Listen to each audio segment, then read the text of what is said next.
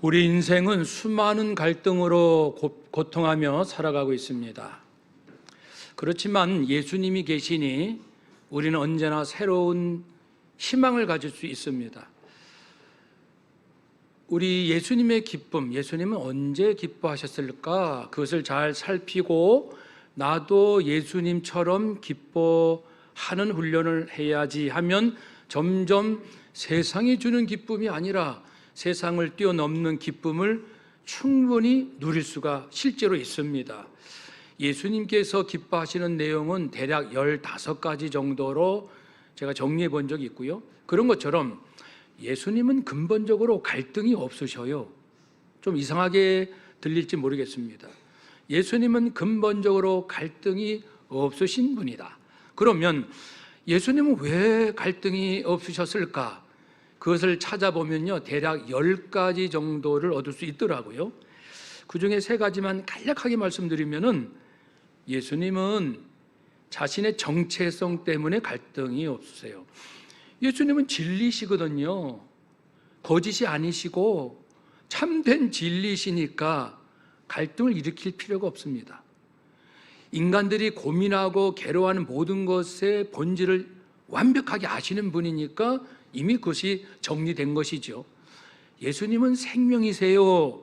그러니까 생명 아닌 것이 아닌 거예요. 그래서 예수님의 그 생명 되심으로 생명이 가는 곳마다 갈등은 자연히 다 해결되지요. 생명으로 나가시니 갈등을 겪지 않으십니다. 이 첫 번째, 자기의 정체성 때문에 그래요. 우리 기독교인들도 예수님 본받아서 예수님 진리, 예수님 생명을 더 많이 알고 더 많이 누릴수록 나도 모르게 갈등은 저절로 사라지는 거 있죠. 또 한 가지, 예수님은 자기 사명을 잘 알고 계십니다. 정확히 하십니다. 그러니까 자기 사명을 아는 자가 별로 갈등이 없어요. 자기 사명을 모를 때 이렇게도 흔들리고 저렇게도 불안하고, 예수님 사명은 뭐죠? 죄인들을 위하여 생명을 내어놓는 대속의 죽으심, 죄인들을 위한 희생의 길, 이것이 자기 사명이에요. 죽으러 오셨어요. 그걸 분명히 압니다. 죽으러 오신 분이 무슨 새삼 갈등을 느끼며 갈등을 일으킬 필요가 뭐가 있어요? 자기가 죽으러 오셨는데. 그러니 우리도요, 주님께서 내게 주신 각자의 사명이 있습니다. 그 사명을 정확히 알면은 갈등은 저절로, 상당 부분 저절로 없어지는 것을 알게 될 겁니다. 반대로 내 사명을 알지 못한 채 단지 인간의 꿈과 욕망에 사로잡히는 사람은 이렇게도 괴롭고 저렇게도 불안하고 이 사람과 부딪히고 저 사람과 갈등을 일으키는데, 놀랍게도 같은 직장을 다녀도, 직장생활을 해도 하나님께서 내게 이러한 사명을 주셔서 나는 이 직장을 다닙니다. 그래서 우리 가정생활을 나는 합니다. 그래서 나는 결혼을 했지요. 이것이 분명한 사람은 정말 갈등은 예수님만큼은 아니지만은 자연스럽게 사라지죠. 3번째는요, 예수님은 인간의 정체를 아시고 인간을 대하는 태도가 처음부터 다르셨어요. 우리는 저 사람이 어떤 사람일까 자꾸만 재잖아요. 야, 나보다 똑똑하니? 아니면 나보다 유능한가? 아니면 좀 착한 사람인가? 아니면 배신할 사람인가? 아닌가? 온갖 사람을 다 재고 다니잖아요. 예수님은 다 아시죠. 인간이 악하다는 것, 하나님의 진노를 피할 수 없다는 것. 그래서 예수님은 사람을 대하실 때 너 어떤 죄를 졌어? 내가 심판할 거야. 이리 와봐. 매 좀 맞아봐. 그런 태도가 아니고 죄인을 구하러 왔노라. 그래서 심판이 아니라 구원하러 왔노라. 나는 죄인들을 긍휼히 여기고 그들을 용서함으로 그들을 구원하러 왔다. 인간의 정체를 정확히 아셨어요. 그러니 우리도 그걸 잘 본받으시면 돼요. 남편이 조금, 아내가, 부모, 자녀 누군가가 내 마음에 들지 않을 때 화내지 마시고 열받지 마시고, 인간이 본래 그래요. 그리고 그 악한 모습이 내 안에도 있어요. 내 안에도. 어떤 성도님이요, 전에는 그렇게 이 세상의 악에 대해서 화를 많이 내시더니 얼마 전엔 저에게 그런 모습을 볼 때 이제 깨달음을 얻었대요. 내 안에도 그것이 있다. 나에 대한 고발이다. 나에 대한 이야기다. 굉장한 영적 성장이죠. 그냥 그의 악을 볼 때 내 안에 있는 악을 보면서 놀라는 거죠. 그리고 조용해지는 거죠. 주님 앞에 머무는 거죠. 그 사람 불쌍하고 나도 정말 긍휼의 마음으로 볼 수 있는 전혀 다른 차원 아닙니까? 여러분, 오늘 이 주제는 이 세 가지 말씀드린 것 중에 세 번째, 용서에 관한 말씀입니다. 하나님은 우리를 용서하러 우리에게 오셨습니다. 그 말씀을 나누겠습니다. 이사야 55장은 그 앞에 있는 49장부터 57장까지 이제 이스라엘 백성이 포로로 끌려가서 참 괴로운 70년을 보내겠지만 때가 되면 돌아와서 회복의 삶을 살리라, 이 회복의 메시지 중에 이런 내용이 있는 것이죠. 이 말씀은 지금 미리 말씀하는 거예요. 아직 그 이스라엘 백성들이 바벨론으로 포로로 끌려가지는 않았어요. 아직은. 그 앞에서 이제 너희들 끌려간다, 너희들 징계 받는다, 이건 피할 수 없어, 받아들여야 돼. 그런 다음에 이제 이 말씀을 이어서 쭉 하시는 거니까요. 1절부터의 말씀이 그렇습니다. 여러분, 모든 목마른 여러분 물로 나오십시오. 목마르다라는 것은 영혼의 기갈입니다. 구원 얻을 수 없어서 갈망하는 그런 자들이죠. 물로 나오시오. 구원의 길이 여기 있습니다. 허무하고 허탈한 인생들, 구원의 길로 오십시오. 돈 없는 자도 오십시오. 돈 필요 없어요. 돈이 굉장히 중요한 거 우리가 압니다. 정말 만능이라 할 만큼 돈 없이는 안 될 일이 없을 만큼의 그런 시대에 우리가 살고 있습니다. 그러니까 사실 좀 소름 끼치는 시대죠. 소름 끼칩니다. 돈이면 무엇이든지 할 수 있다라는 이 생각이 얼마나 무서운 생각입니까? 그렇습니다. 그런데 이 내 영혼의 문제, 구원의 문제, 내가 이 땅에 사는 게 문제가 아니라 이 죽은 이후에 하나님 앞에 심판받을 그 자리에서 내 죄값을 하나님이 지적하시면 나는 피할 수가 없어 영원한 저주를 받는 이 문제, 심각한 문제 어떻게 할 것인가? 안타깝게 돈으로 해결이 안 됩니다. 그래서 돈 없이 포도주와 젖을 사라. 포도주, 젖은 구원을 또다시 의미하는 내용이거든요. 그러니까 돈 필요 없어요. 당신 자꾸만 돈 그러는데 돈으로 뭐든지 할 수 있을 것 같죠? 당신 죄 문제 해결할 수 있습니까? 할 수 없잖아요. 할 수 없다라는 말씀이 어디에 나오냐면은 시편 49편 6절, 7절, 8절에 나옵니다. 그러니까 시편 49편을 기억할 필요가 있습니다. 자기 재물을 의지하고 부유함을 자랑하는 자, 나 돈 많아요, 나 뭐든지 할 수 있어요, 나는 대단합니다. 그런 사람들, 자랑하는 사람 잘 들어보시오. 당신 재산으로 당신 부모, 자녀, 형제, 누나, 오빠, 동생 구원할 수 있어요? 가족들의 죄 문제 해결할 수 있어요? 그 많은 돈으로 해결할 수 있냐고요? 할 수 없지요. 할 수 없습니다. 아무도 자기 형제를 구원하지 못한다. 형제의 죄값을 치를 수 없다. 하나님께 바칠 수 없다. 바치지 못한다. 왜냐하면은 형제 자매들의 죄값, 그 죄값을 해결하기 위하여 대신 치르기 위한 값이 만약에 값을 매긴다면은 그 값이 너무나도 엄청나서 영원히 마련하지 못하기 때문이다. 아무리 이 온 우주를 다 판 그 값이 있다고 합시다. 그걸로도 한 사람이 죄값이 해결이 안 돼요. 이것을 말씀하시니까, 그러니 하나님께서 아시고 죄인의 죄값 돈으로 안 돼. 그러니 내가 거저 줄게. 은혜로 예수 그리스도의 죽음으로 내가 대신 너희들의 죄값을 해결하마. 로마서 3장 23절, 모든 사람이 죄를 범하였음에 하나님의 영광에 이르지 못합니다. 죄를 범하면 하나님의 영광의 자리에 못 가요. 천국에 못 가요. 하나님을 아버지라 부를 수 없습니다. 하나님의 영광, 하나님은 거룩하시고 진실하시고 진리이시고, 죄인들은 진리를 깨달을 수가 없어요.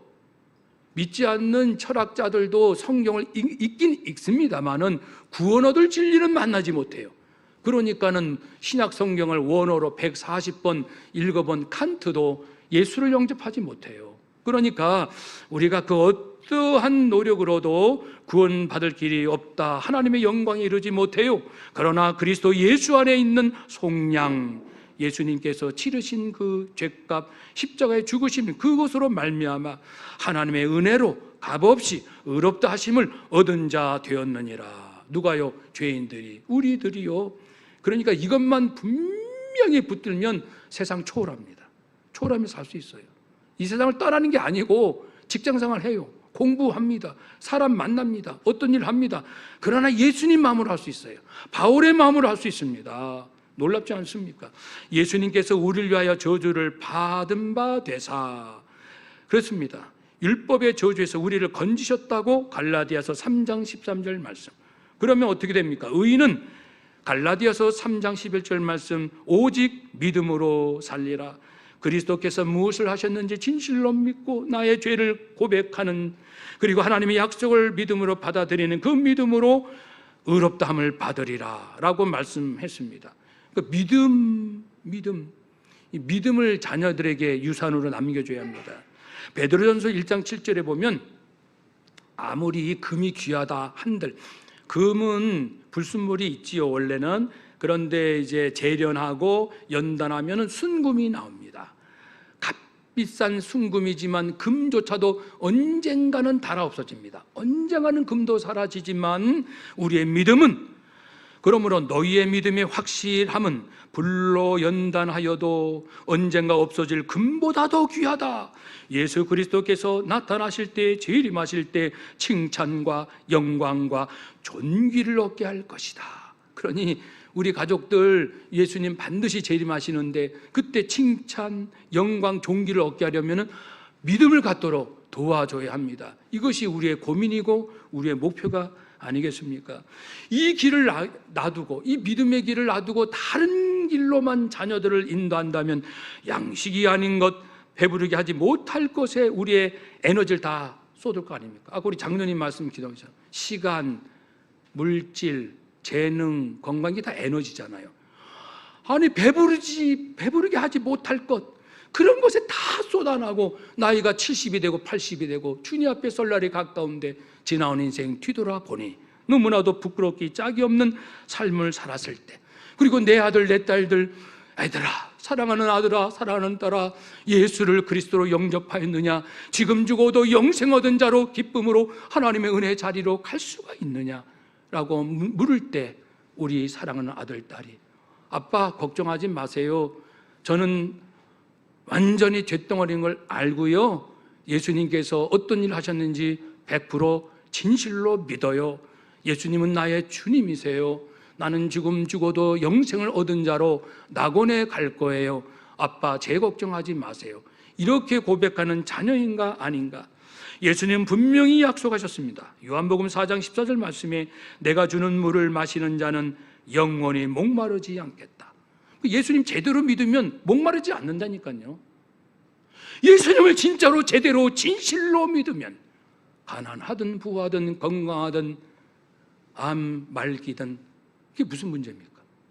누가 나를 칭찬해 주든 나를 억울하게 하든 그게 뭐가 문제죠?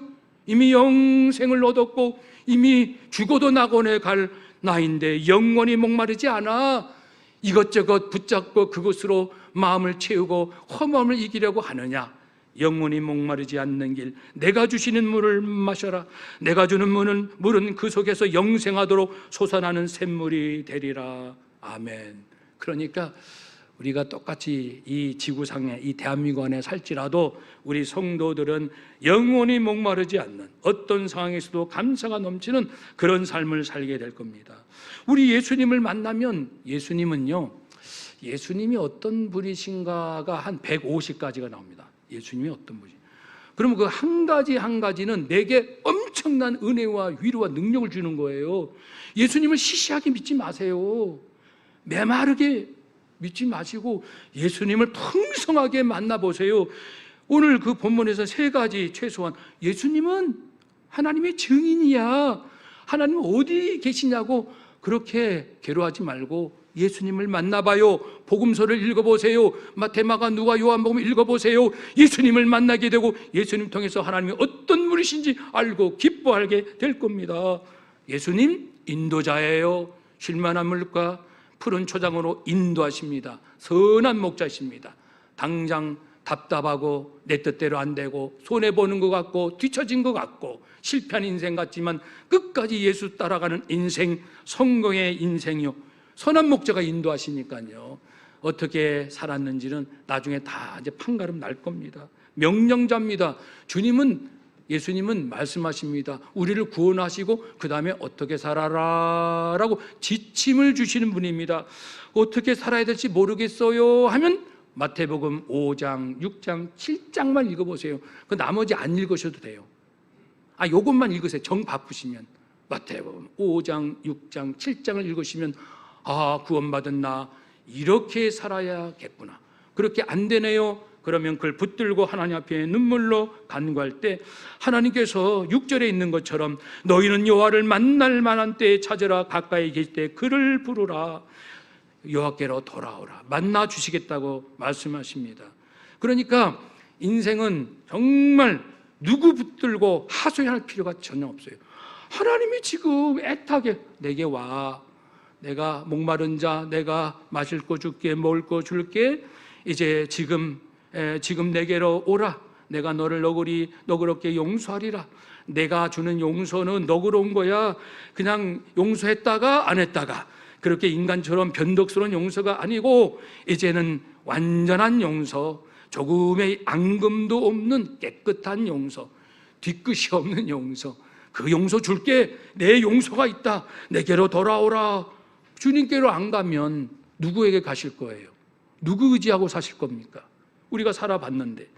그러므로 이제 돌아오라 라는 것은 본래 우리는 하나님께서 지으셨기 때문에 하나님의 형상으로 지음받았고, 그리고 비록 죄 가운데 살지만 영원과 하나님을 사모하도록 하셨다고 했습니다. 전도서 말씀. 그러니까 우리는 죽으나 사나 먹으나 마시나 오직 하나님께로 돌아가야 합니다. 범사의 모든 일에, 한번 더 합시다. 모든 일에 하나님께로 돌아갑시다. 용서하십니다. 아멘. 사람이 용서받아야 삽니다. 만약에 누구한테 용서받지 못하면요, 그 건강해지겠습니까? 짓눌림, 두려움, 불안, 초조. 누구한테 용서받지 못한 것처럼 괴로운 인생 없어요. 용서받으면 좀 살 것 같습니다. 마음이 살아나고요, 깊은 호흡, 숨을 쉴 수가 있습니다. 하나님이 아셔요. 용서받지 못한 인생은 아무리 많은 것을 갖고 있어도 그 속은 절망과 낙심, 허무와 외로움 가운데 지쳐가고 있다는 것을. 그러니 수고하고 무거운 짐진 자들아 다 내게로 오라. 용서받지 않으면 인생은 살 수 없습니다. 하나님은 용서하기를 원하십니다. 인간의 용서랑 달라요. 인간의 생각, 인간의 길, 인간의 방법, 인간의 말과 다릅니다. 하나님은 모든 것을 책임지시고 완전히. 11절 말씀, 우리 11절 말씀 함께 읽어봅시다. 11절. 내 입에서 나가는 말도 이와 같이 헛되이 내게로 되돌아오지 아니하고 나의 기뻐하는 뜻을 이루며 내가 보낸 일에 형통함이니라. 아멘. 하나님의 말씀은 반드시 결과물이 있습니다. 왜냐하면 진리니까요. 그러니까 우리가 어떤 이 세상의 지식을 배운다 할지라도 꼭 성경책을 옆에다 갖다 놓으시고 아주 훌륭한 사상, 훌륭한 철학, 훌륭한 지식을 얻었습니다. 그러나 꼭 성경책을 옆에 놓으시고 하나님, 성령님, 지금 제가 아주 뛰어난 강의를 들었습니다. 기가 막힌 지식을 얻었습니다. 하오나 성경책을 다 옆에 놓으시고 하나님 말씀해 주세요. 이 강의를 들은 저에게 말씀해 주세요. 한번 더 합시다. 하나님, 저에게 말씀해 주세요. 아멘. 그러니까 우리 세상에서 이것이 진리고 이것이 비법이고 이것이 지름길이고 이것이 원리고 원칙이고 얼마나 많은 얘기들이 있습니까? 그러나 그것을 배울 건 배우되 항상 그 다음에 하나님, 이제 하나님께서 말씀해 주세요. 이건 제가 들었습니다. 공부했어요. 배웠어요. 연구했어요. 강의를 들었습니다. 몸부림쳐서 깨달음을 얻었습니다. 이제는 하나님께서 말씀해 주실 차례입니다. 제게 말씀해 주세요. 그래야 하나님께서 이제 생명의 말씀을 들려주시면, 성경책으로 통해서 깨달음을 주시든 말씀을 음성으로 주시면은 어떻게 됩니까? 하나님의 하고자 하는 일이 나를 통해서 이어지는데, 아무리 많은 걸 공부하고 배우고 깨닫고 뭐 창의적이고 융합적이고 기발하고 세계적인 천재를 할지라도 하나님 제게 말씀해 주세요, 이 부분이 없으면 삼천포로, 그래서 하나님의 뜻이 아닌 엉뚱한 길로 마지막 가고, 하나님 없어! 내가 연구해 보니 헛된 얘기만 하고, 자기도 지옥 가고 남도 지옥 가게 하고, 하나님 입에서 나오는 말은 헛되이 내게로 되돌아오지 않냐고 나의 기뻐하는 뜻을 이루며, 내가 보낸 일, 예수님 보냈지요, 진리 보냈지요, 선지자 보냈지요, 하나님이 어떤 분이시고 무엇을 원하시고 어떻게 죄인들이 구원받고 장차 죽음 위에 어떤 일, 예수님이 언제 어떤 상황에서 오실지 다 말씀해 주셨잖아요. 그것이 반드시 이루어진다. 그러니까 성경을 마지막으로 마무리 짓지 않는 인생은 결국은 허무, 결국은 헛됨으로 끝납니다. 그러니까 우리가 이 정도만 알아도, 지금 짧은 말씀을 우리가 나눴잖아요. 근데 사실 이 말씀을 한 번, 10번, 100번을 반복해서 듣는다고 합시다. 완전히 뼛속에 새기고요, 이 말씀만 놓치지 않아도 우리가 어디를 가든지 참 자유함을 누릴 수 있고, 누구의 명강의를 듣고 누가 인생을 이렇게 성공했다 그런 얘기를 들어도 배울 것은 배우고, 그러면서도 하나님의 음성을, 내게 주신 음성을 쫙 들음으로써 나는 참된 주님의 길을 따라, 배울 거 배우고 주님 따라가면 최고잖아요. 배울 거 배웠는데 주님 안 따라간다, 그거는 제일 허무한 거고. 그리고 주님은 따라가는데 세상에 배울 것도 많거든요. 배울 거 안 배우고 계속 밀어내치고, 안 배워, 필요 없어, 성경만 알면 돼, 이것도 곤란합니다. 왜냐하면 또 풍성하지 못하거든요. 하나님은 세상에서도 많은 역사를 일으키시니까. 그래서 배울 거 배우고 주의 음성 듣고 순종하며 나가면 이 세상의 빛이 될 줄로 믿습니다. 그러니 우리가 이렇게 변화되면 나도 기쁜데, 그래서 아까 말씀드린 것처럼 예수님은 언제 기뻐하셨어요? 15가지군요. 한 가지 배워서 나도 그렇게 해야지 애쓰고 노력하면 세상에서 얻는 기쁨 이미 뛰어넘는 그 세계 아닙니까? 예수님은 어떻게 이렇게 갈등을 겪지 않으세요? 인간을 이미 용서하시려고 하셨군요. 인간이 어떻다는 걸 아시고 인간에게 기대하지 아니하시고 이제 하나님의 은혜로 살리려 하셨군요. 저도 그 길 가야겠네요. 그러면은 이제 갈등이요, 훨씬 자동적으로 줄어들어요. 제가 살아봐서 압니다. 바울이 그렇게 살았잖아요. 우리 많은 믿음의 선조들이 그렇게 살아왔고요. 얼마나 놀랍고 위대합니까? 내 마음이 이렇게 기쁠 뿐 아니라, 이제 12절 13절에 보니까요, 12절 13절 함께 읽어봅시다. 너희는 기쁨으로 나아가며 평안히 인도함을 받을 것이요, 산들과 언덕들이 너희 앞에서 노래를 바라고 들의 모든 나무가 손뼉을 칠 것이며, 잣나무는 가시나무를 대신하며 나무 사석류는 찔레를 대신하여 날 것이라. 이것이 여호와의 기념이 되며 영영한 표징이 되어 끊어지지 아니하리라. 아멘. 내 변화된 이 기쁨의 영성 심령이 하나님의 표징이 되는 거예요. 하나님이 살아계신 건 맞긴 맞아. 당신을 보니 당신은 세상이 주는 기쁨으로 사는 사람이 아니요, 당신은 예수 그리스도의 그 마음으로, 세상에 갈등이 있긴 있지만 어쩌면 그렇게 뛰어넘습니까? 하나님이 계신 건 맞군요. 이렇게 하나님께 영광을 돌리게 되고, 뿐만 아니고 이제 산과 언덕, 모든 들의 나무들, 이것이 막 손뼉치고 박수치고, 그러니까 이건 세 가지로 해석이 돼요. 하나는 이제 포로로 끌려갔지만 다시 돌아와서 이제 새로운 자기들의 고국으로 돌아와서 펼쳐질 새로운 삶의 기쁨을 표현하는 것이다. 또 하나는 이제 예수님을 믿고 변화된 우리의 심령이 방금 말씀드린 대로 기쁘고 춤추는 마음, 이것을 비유적으로 표현하는 것이다. 또 하나는 주님 재림하시고 내가 부활하면 장차 이 땅은 새하늘과 새 땅이 되어 실제로 지금의 물질이 아닌 새로운 세계가 펼쳐지는, 이사야에 나오는 말씀대로 동물들이 서로 잡아먹지 않아요. 아이가 독사굴에 손을 놓고 장난쳐요. 독사야, 아이고 잘 잤어? 아이고 잘 잤니? 나 잘 잤어. 독사하고 어린아이가 장난쳐도 물지를 않는다. 이러한 모든 지금의 양육 방식, 인간의 죄로 망가진 신음하는 피조물의 이 절망스러운 세상이 완전히 종집을 찍고 새하늘과 새 땅이 열어지는 이 세 번째 의미, 이 세 가지를 의미할 수 있거든요. 그러니까 내게로 돌아와 하나님으로부터 용서를 받는 자, 심령이 그 누구로부터 다시는 정죄 형벌받지 않을 그러한 기쁨의 삶으로 누리게 될 것이다. 사랑하는 여러분, 남은 인생 우리가 어떻게 살지 잘 결단합시다. 물론 내가 받은 용서는 기쁘지만 내가 남을 용서하는 것은 어렵습니다. 강요해서 용서할 수 있는 것도 아니고요.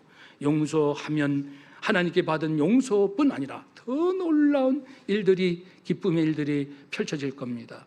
그러나 뜻대로 되지 않는 것도 사실입니다. 그럴 때마다 포기하지 마시고 내 힘으로는 안 돼요.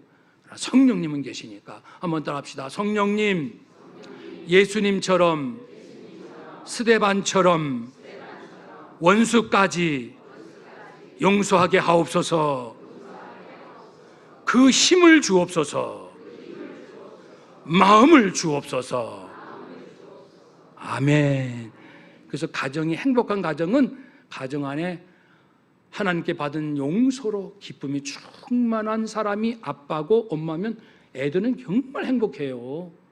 그리고 예수님이 하나님이 주신 그 기쁨으로 충만한, 용서받은 기쁨이 충만한 목사님이 담임 목사고 부목사님이 되면 교회는 너무너무 행복해요.